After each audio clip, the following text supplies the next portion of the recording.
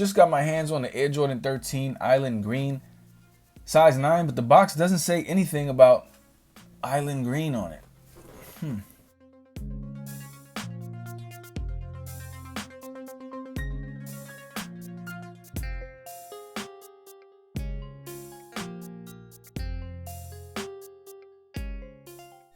I don't know why Jordan does that. They seem to never place the most important color of the shoe on the box. They always leave it out. But anyway, Jordan 13, official name, Island Green. These are amazing looking shoes.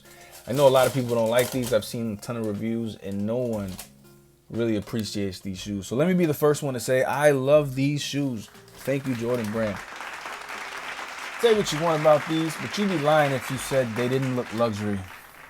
These were released on November 19th of 2019 and retailed at $200. A little more than the average Jordan because of the quality materials and the exclusive box and, the green on the box. Nonetheless, a lot of people didn't really gravitate towards them because of the price and because of the odd colorway. A lot of people were kind of scared because of how bright it was. But me, man, when I saw these, immediately I knew I wanted them. The problem was I didn't really see them. I didn't know they were coming out on November 19th. I got an email from Finish Line months later, maybe like 2 months ago, saying that they were on sale for $150.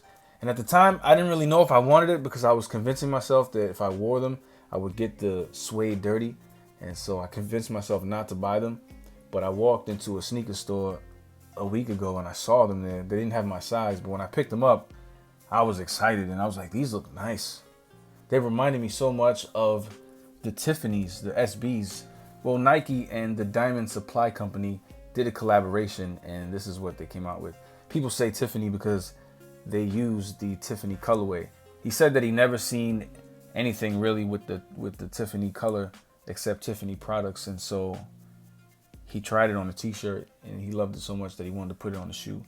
And that's what he did. He said he made it luxury with the Croc and had the silver on it. And I feel like Jordan 13 captured that very same thing.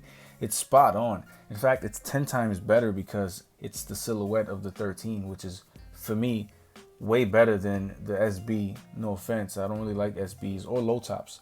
So these look amazing. And they're my favorite Jordan. Well, besides the 12s and 13s are my favorites. 13s are probably the second most comfortable shoe standing next to the 12. And so those two are my favorite Jordan shoes, 12 and 13. I like 11s, but again, 12 and 13s are my go-tos. And this, man, was just, I'm not gonna lie, it's a beautiful shoe, man. The problem is I probably won't be able to wear it so often because once it gets dirty, it's done for. But you can't lie, man. I think a lot of people are missing out on this. And once it's off the shelves for good, this probably will go up in price. Right now, the Tiffany's are at like $4,000 a pair. I don't expect these to go that high. But these will at least jump up in price once they're gone because they do look luxurious. And they do look like a girl's color shoe. Like the colorway seems like it's more for women. And that's a problem too. Like Jordan releases a lot of women's shoes that look nice that I wish they would do for men. There was a pair of Futures once. They were like gold Futures. And I was like, man, how come they don't put those out for men? I would love those. But nope, you can't get those if you're a man. Talk about discrimination. No, I'm joking. But seriously, we don't get those.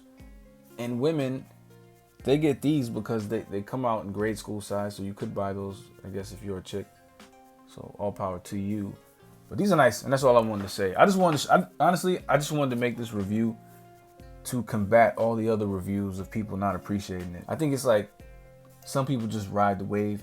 When 100 people like something, then it's easier for another 100 people to like it. But if no one likes something or admits to liking it, then the first 100 people won't admit to liking it. I don't care. I've never been a follower. These things are amazing. Again, my only concern is how dirty the suede is going to turn out. I wish it was leather. The entire shoe. I wish they just leathered out the suede portion of it. The Croc material is super dope. A lot of people don't like that. I like that. It's different. It's different to put up there with those dimples. I think that looks pretty sweet. Again, the fabric looks luxury to me. I would rather have the hologram ball in the back than that silver 23, but I'm not complaining about that either. The suede, it's not top quality or the nubuck, but it is good. You get a silver Jumpman that seems to be a pin on the tongue. You get your tumbled leather on the tongue. It's consistent all the way down to the toe box. The bottom of the shoe, you have the carbon fiber plate, the white hologram, and the white paws. That's dope too. The quality of the leather, again, it looks pretty consistent from the top of the tongue all the way down to the toe box. It's not as soft as it could be, I guess, but if you know anything about Jordan, you know what to expect. I like the matte look on it, but matching them is gonna be hard. I mean, there was a time where I was seeing a lot of shirts this color, and it's probably because of the release of this thing. But if anyone has these shoes and is looking for a shirt to match, head over to Target and the men's section and find this Dragon Ball Z shirt. I'm not too much of a fan of Dragon Ball Z. I don't dislike it, but I just never really watched the full episode. But the shirt matched so perfectly that I had to buy it. I remember last year as well, I bought this superhero shirt at Macy's on sale for like $7. And at the time, I didn't know that it went perfect with the Island Greens. It was probably the same time the Island Greens released, but I didn't know. I just bought it because I thought the shirt was cool. And I haven't even worn it, to be honest. And so it's perfect. It goes perfect with these shoes, like spot on perfect.